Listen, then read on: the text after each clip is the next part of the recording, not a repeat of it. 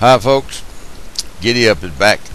This video is basically an audio, but a very important audio. If you are concerned about Obama's health care reform, and if you are a senior citizen, or soon will be a senior citizen, or if you are concerned about your parents or your grandparents' health care, then you need to watch and listen to this video. So pay close attention, folks. Joining us now is Betsy McCoy. Betsy's New York's former lieutenant governor, now chairman of the Committee to Reduce Infectious Deaths. Betsy, thank you for being with us today. Well, you're quite welcome. I'm glad to be on because I have just finished reading the new House bill for health care, what they call reform. And as a patient advocate, I am so shocked at the vicious assault on elderly people and the boomer generation in this bill. And I hope that people listening will protect their parents from what is intended under this bill. Tell us, you may be one of the few people in America that's read it, Betsy, so congratulations for you. Encourage somebody up there in Congress to do it before it's over with. Tell us what it does in that regard, Betsy. Okay, well, first of all, this bill is half paid for with a $500 billion cut in health care benefits and services for seniors. So they're bearing half the brunt of this bill themselves. And this is not a matter of eliminating waste or fraud in the system because the Congressional Budget Office has already said only 1% of those cuts will eliminate fraud and waste and abuse. That means they're really cutting patient care. Mm-hmm. And one of the most shocking things I found in this bill, and there were many, is on page 425 where the Congress would make it mandatory, absolutely required, that every 5 years people in Medicare have a required counseling session that will tell them how to end their life sooner, how to decline nutrition, how to decline being hydrated, how to go into hospice care. And by the way, the bill expressly says that if you get sick somewhere in that 5-year period, if you get a cancer diagnosis, for example, you have to go through that session again, all to do what's in society's best interest or your family's best interest and cut your life short. These are such sacred issues of life and death. Government should have nothing to do with this. My goodness. I've seen bits and parts of it, Betsy, but I didn't know that. It is. And can you imagine the response of the American people?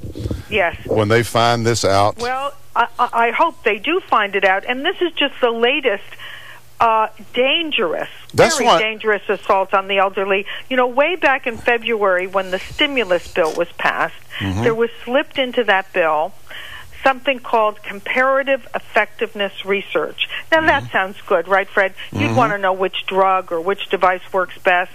But this is generally a code for denying care based on a patient's birth date. And the economists are very familiar with how this is done. You take the average cost of the treatment and you divide it by the number of years the patient is likely to benefit. So treatments for age-related diseases like macular degeneration or Alzheimer's or osteoporosis, those treatments are often turned down in England, where this formula is widely used, because the elderly patients have too few years left to benefit. They've got a denominator problem. For all those listening, you're hearing perhaps for the first time the dirty little secret about what's going on here. The elderly are going to be especially hit on this thing by a Democratic Party that is always trying to scare people about their Social Security benefits and all this kind of stuff. And when George Bush was accused of cutting Medicare or something like that, they went nuts. This is the biggest cram down on the backs of doctors, hospital, and the elderly people in the history of this country. That's right. And just one example of how this is going to work: in 2006, the British National Health Service issued an edict using comparative effectiveness research.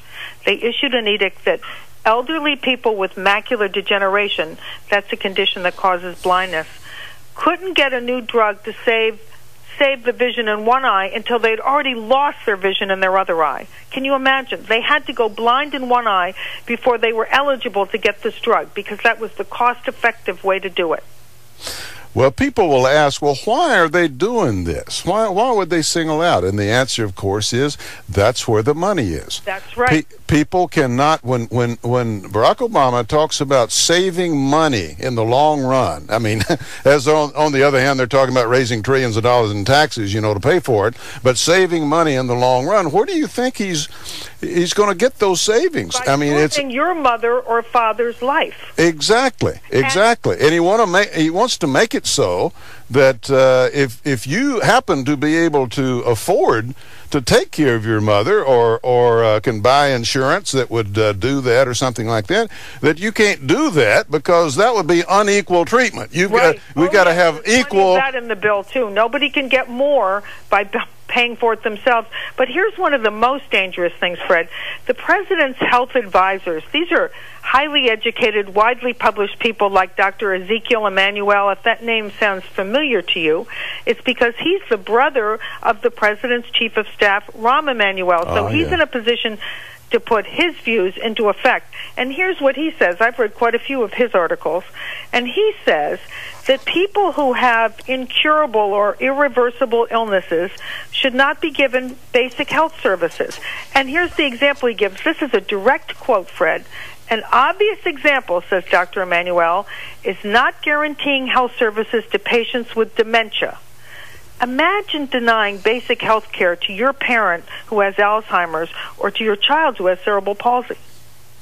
Well, that's what he's doing, and these effective policies that you're talking about. Someone in Washington would, in effect, make a decision for the hundreds of thousands of doctors out there in terms of what kind of treatment is justified with regard to all patients, and you're absolutely right, it's going to hit the elderly the most, because we all know that most of the expenditures are as we get older and in the later stages of life and so forth, and that may be fine in the abstract, but it's not fine for my mama, and I'm not sure it's fine for anybody's. Doctor, it's Jerry Thompson. Could you let us know where you'll be writing on this, or where? I'm sure there's going to be lots of listeners that want to follow up on this. We'd be happy to post an article on FredThompsonShow.com. Oh, I would be delighted. And in the meantime, please come to defendyourhealthcare.us for the articles I've already written on the subject, including exposing Dr. Ezekiel Emanuel's very dangerous views. Excellent. Well, thank you so much for your hard work. And how much time we got here, folks? We got a minute left. Go ahead. Point out, everyone listening has been told that if you like your health plan, you can keep it. And about 80% of Americans like their health insurance. Right. But it is not true. That's simply a lie. If you look on pages 16 and 17 of this new House bill, it makes it clear that you cannot keep your health insurance.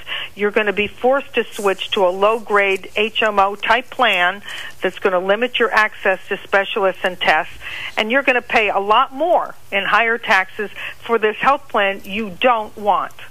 People are not going to buy this. That's why the president is trying to rush this through as fast as they are.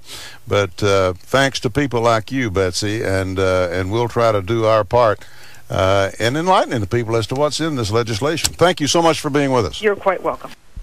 Folks, I make absolutely nothing monetarily from these videos, but it is of the utmost importance that this video gets passed around, and passed around in a hurry. Send the link in every email, but please hurry. And as always, may the good Lord take a liking to you. See you, folks.